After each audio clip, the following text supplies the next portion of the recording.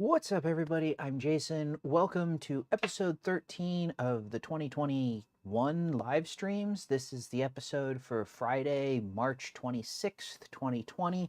And I think this is going to be a pretty short episode because I don't really have an awful lot of anything to talk about, uh, except there were two things I wanted to touch on. So, one is um, Peter McKinnon put a video out this week talking about minimalism in gear as a photographer. And um, not that I have any comments, pros or cons about minimalism or minimalism as a photographer, but I kind of realized that that's something that I won't say been striving for, but it's something I've been sort of just naturally kind of fall into with my gear acquisition or whatever you would like to call it. Uh, which is I just don't really feel that I need an awful lot of gear.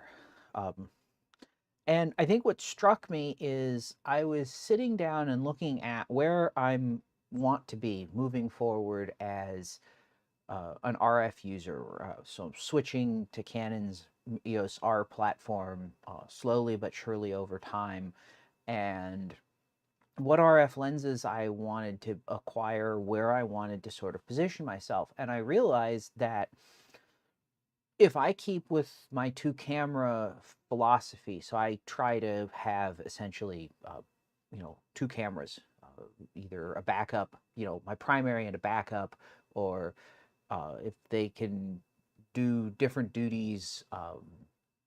For example, there's a rumored EOS R5C that is going to have all the capabilities of the R5, but be focused more on uh, cinematography than still photography. So supposedly it'll have better cooling, better recording times, possibly no record limit, all that kind of good stuff, but still be capable of doing all the same still stuff that the EOS R5 can do.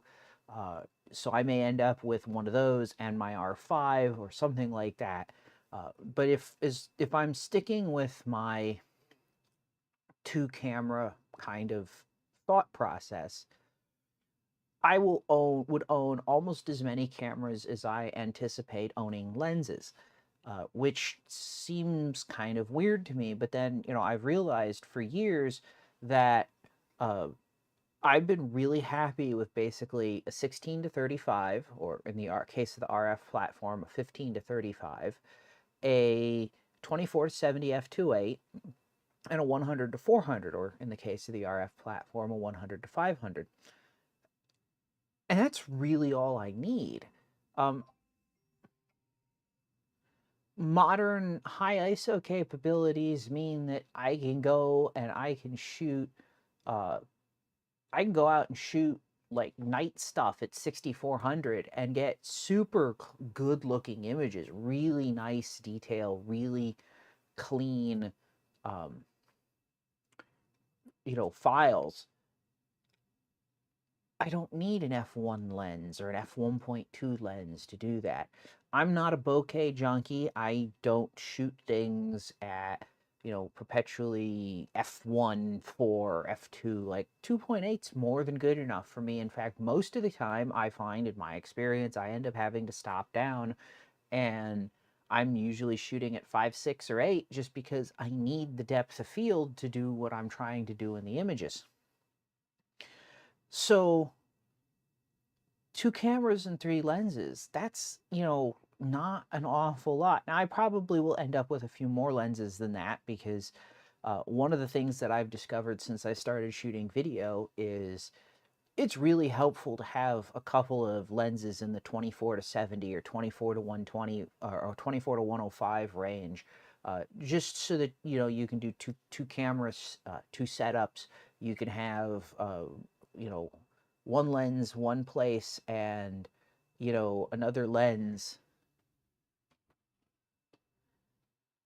another lens, sorry about that, You can have one lens, on one camera, and another lens ready to go for something else.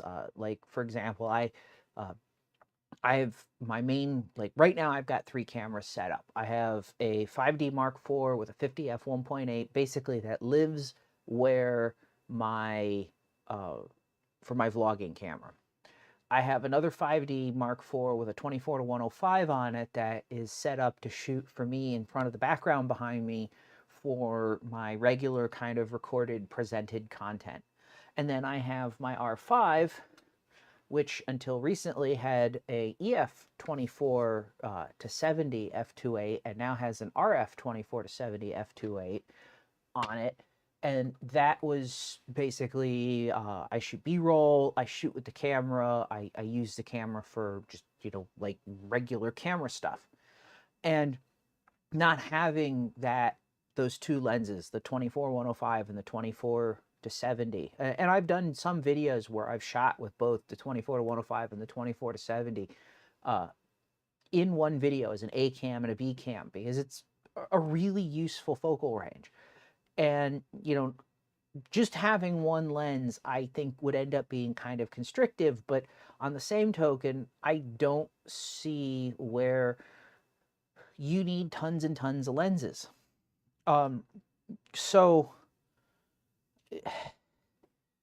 I think that's one of the really interesting things about modern digital camera and modern computer assisted lens design is, I know there was, like, if you go back 30, 40 years, which sounds like a long time when I say it, but really it's not that far back in the past. You really didn't want to shoot zooms. You really wanted to shoot primes, because the hand optimized lens designs, hand tested lens designs, the quality just, I don't want to say it wasn't there. The quality just, it was really hard to tune a zoom to be really good. With computer optimization and the kinds of processing power that are available to companies like Canon and Nikon and Sony and Sigma and so on, zooms are really good these days. And, I know there's always going to be the people that, like, need to have the like top, that extra 1% or whatever, that are going to, focus on, that they want primes, or they need to have that extra speed, so they need to have that f1.4 or that f1.2 lens, or an f.95 for that matter.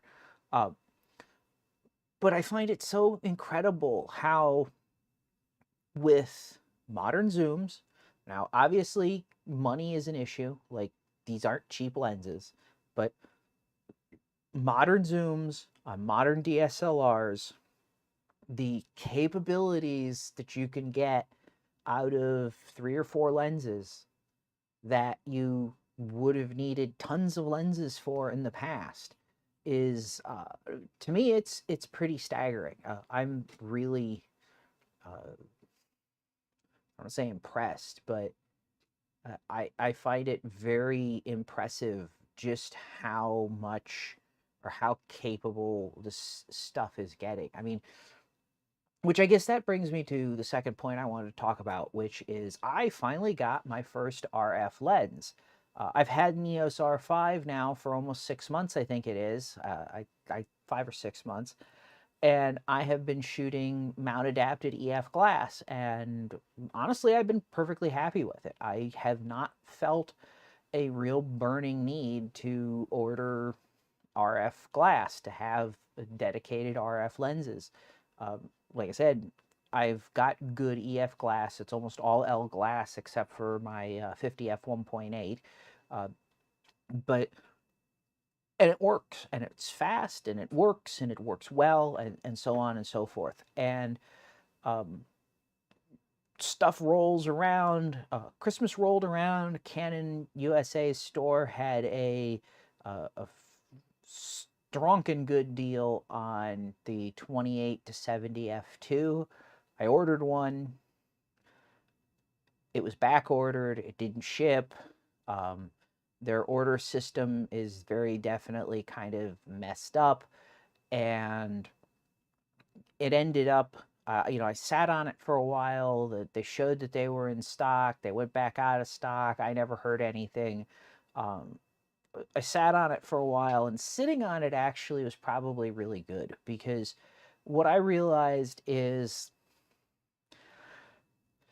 it was a big, heavy lens. It's a 3 and a quarter, something like that, pound lens. It's a physically big lens. And I bought it largely, or ordered it largely, you could say on a lark. There was like $800 or $900 off the new price of the lens.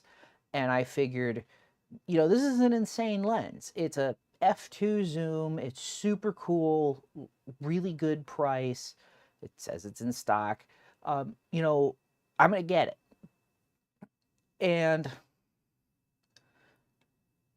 having sat down and thought about it, because that's all I could do, since Canon didn't have them in stock to ship, is I realized that basically it's not my lens. It's not the right lens for me. It's too big. It's too heavy.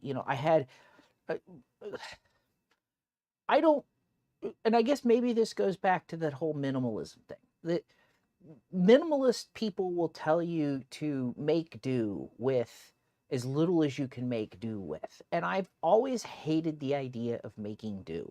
Maybe that comes back to, or goes back to, uh, when I got started in photography, I made do. And making do, at least for me and in my experience, making do always translates to wanting stuff, wanting more. Ooh, I want one of those. I want one of these. I'm making do, so I want something better. Uh, Whereas what I've kind of come to the realization is that what's really effective isn't necessarily making do, but having what you need. Just but not going overboard with it. And that was the problem that I kind of came back to with the 28-70. I think it would have been a really fun lens uh, for a couple of weeks. And I was trying to justify, all sorts of things like, oh yeah, like when I travel, I could do night landscapes, and it's f2, it's a stop faster than what I'm used to shooting with which is a 24-70 f2.8. That gives me, I can knock the ISO down. I can get better stars. I can get better Milky Way shots. I can do better astrophotography. And then I found myself going like, but I'm also carrying a 3.5-pound lens. And I went to Zion. It was a road trip around the national parks in the Southwest, several of them, not all of them, but 3 or 4 years ago. And it was before I got this 24-70 2.8. So this is the second generation EF mount one. I was shooting with the original 24-70 f2.8.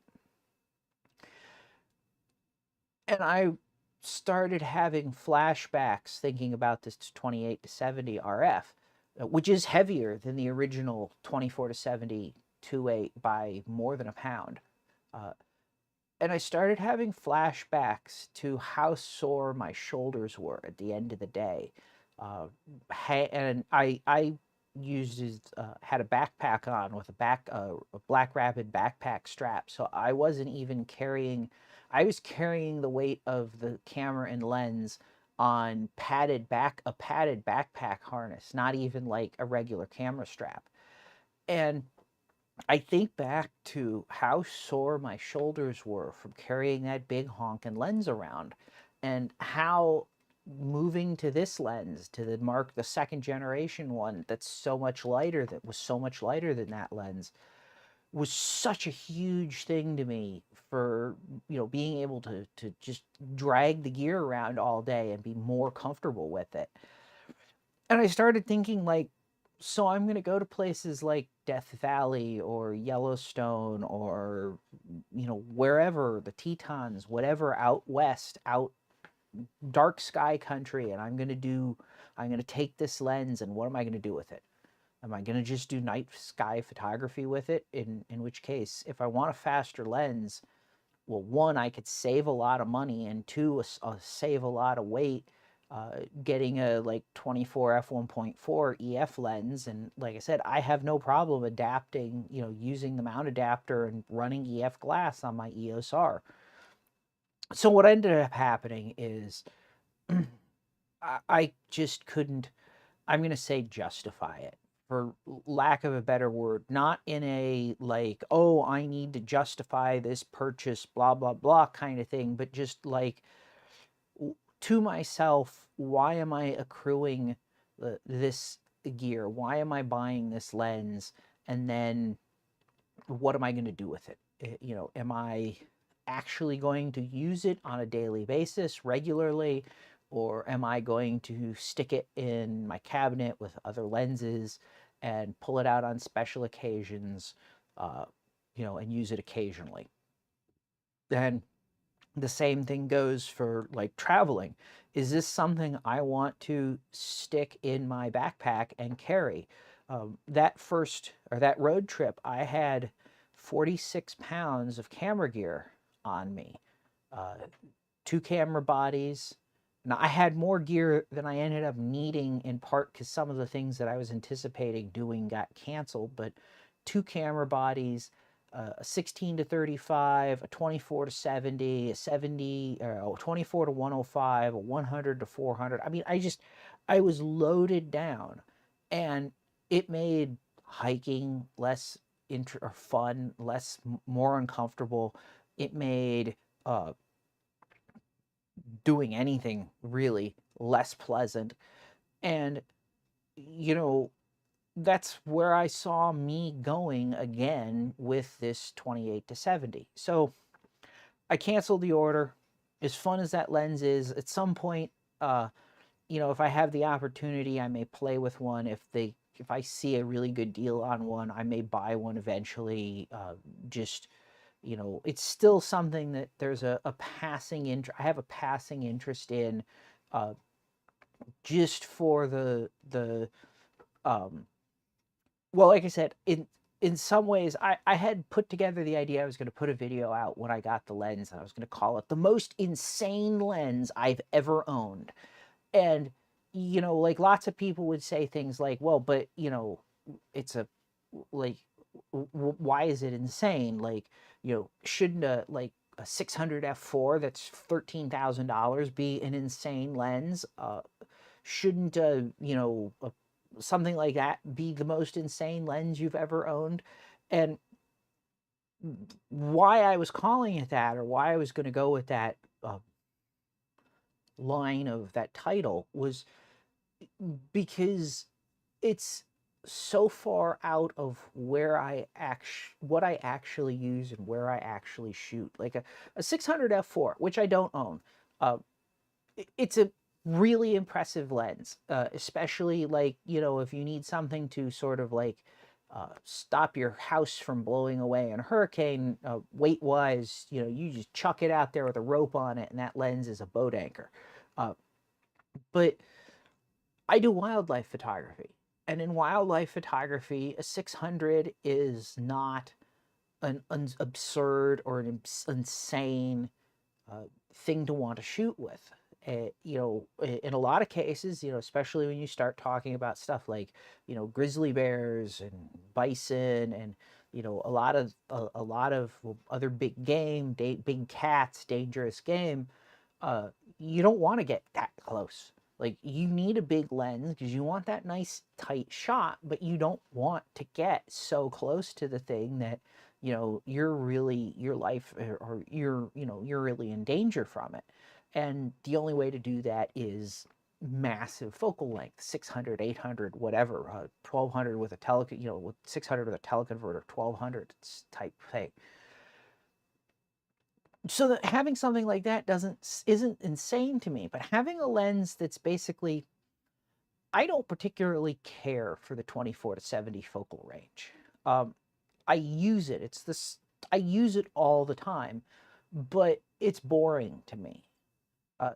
24 is not so wide to be really interesting as a wide, and 70 is not so telephoto to be really interesting as a telephoto, and both ends are kind of really close to seeing the world the way we normally see the world, so you're not really distorting. I mean, you are, but you're not really distorting perspective in this really crazy, interesting kind of way. It's kind of just the normal world as you see it lens. And as I said, I'm not a depth of field junkie.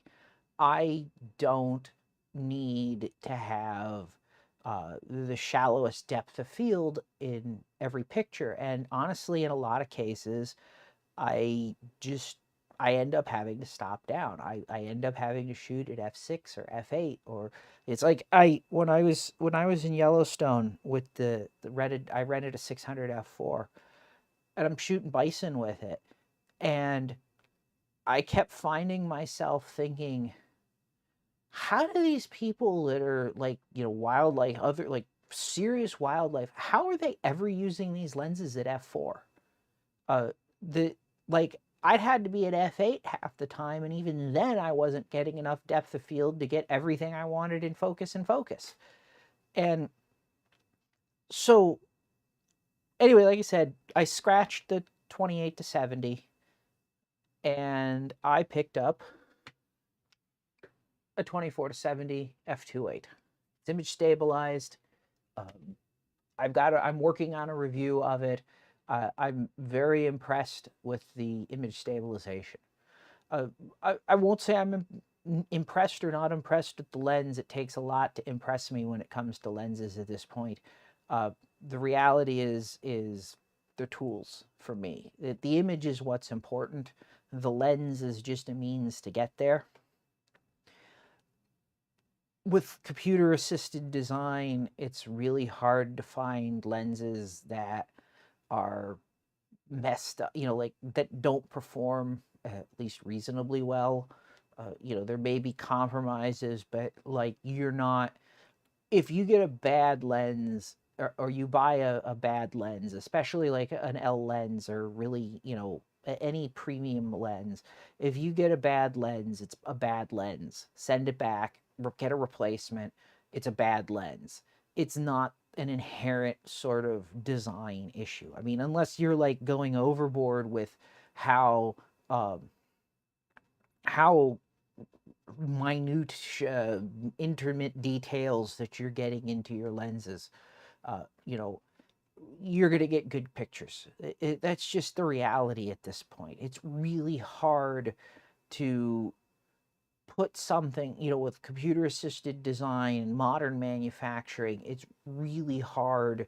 A company really has to not care or want to screw something up, or have really serious compromises to put something out that isn't going to give you a good picture.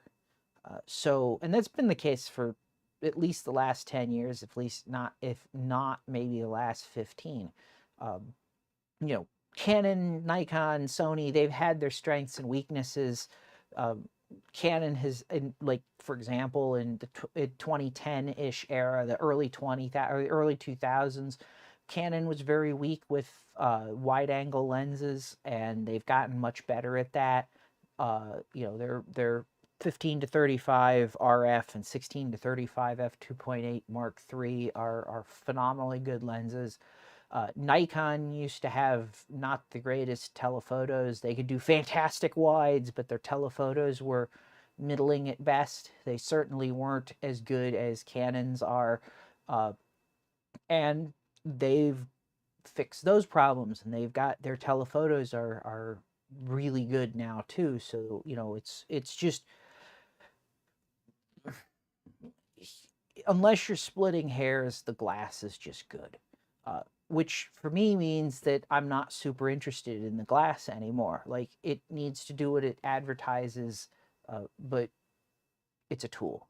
And I don't get excited about hammers. I don't get excited about screwdrivers, and I have a hard time getting excited about lenses, other than when there's something that the lens lets me do that I just couldn't really do before. And the combination of the in-body and in-lens image stabilization on the R5 and the 24-70 2.8 IS, that was, I won't say eye-opening, but that was something that I found incredibly impressive.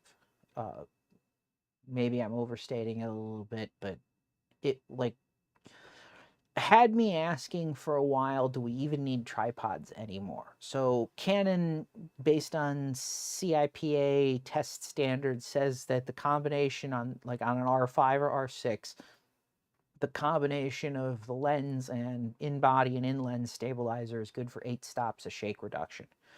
That's almost the entire ISO speed range of the R5. So 200, 400, 800, 16, 32, 64, 12, 8, 25, 6. Yeah, so basically, if you can get that level of performance in an image, you're talking about, with an unstabilized lens, you would have had to shoot at 25,600, and you can shoot at 100, and the stabilizer will make up all of that adjustment of camera shake. It's insane. And in fact, it leads into one of the biggest problems that I have is, based on that number, based on 8 stops, you can see shutter speeds in the seconds. In theory, you could shoot with shutter speeds measured in seconds. And, when I was playing around with this, past about a second, I can't stay in the same place well enough. Like, I start moving. I talked about this, I think, in a video I did previously where I was looking at, talking about image stabilization, where there's 2 kinds of shake that we have, sort of, as that image stabilization has to try and deal with. There's shake where you can't hold perfectly still, and so you're doing this with the camera. And then there's what I call drift, which is you as a whole, without having that feedback loop of where's the star in the picture in the frame, or where's the thing in the frame, you start moving sort of in gross, much larger movements. It's much slower than shake, but the displacement can be much larger. And the problem, obviously, is that if you drift an inch, while you're trying to take a picture, you've moved more than the lens and sensor can move to compensate. Like, they can't stay an inch over here when you're over here. And that's the problem I actually run into, the biggest limiting factor with the whole coordinated image stabilization on this camera and lens, is it is capable of reducing or removing camera shake so much that the shake's gone and everything's just a blur as the whole thing kind of gets panned, in some cases. And it actually, now that I'm talking about it, I actually end up finding myself thinking, like, what is anybody going to try and do next? Because past, like, when you start talking about, well, you can get a sharp image at 3 seconds handheld, like, you're past, in a lot of ways, the point where you can have a blank viewfinder and not have some kind of feedback to hold things perfectly steady, like, or to hold things steady enough not to end up with a blurred image. And I just wonder if this is another one of those places in photography where I don't say I wonder, I think this is very much where the diminishing returns are going to get to the point very soon, if we're not already there at like 8 stops, but if, you know, they're going to get to the point very soon where it's there's no real point in putting effort into more image stabilization or better image stabilization, because the limiting factor is no longer the camera, it's the person behind the camera. Anyway, I said this was going to be a short episode, and I've been going for about 30 minutes, and I'm kind of rambling a bit here. This has been a weird week for me. Had some stuff going on, and I'm kind of just tired and worn out, and I did not have time to really sit down and put together some notes and detailed stuff. But I still wanted to do a live stream anyway, because I don't know, it's good practice, and I feel a little better. Like I'd feel bad if I missed it for some reason, just as a like not following through type thing. Anyway, like I said, I'm gonna wrap this up here. As always, like this, subscribe if you're into this kind of thing. You know, that kind of normal YouTube stuff. You can tell, long week. Anyway, as always, thanks for watching, and I'll see you next time.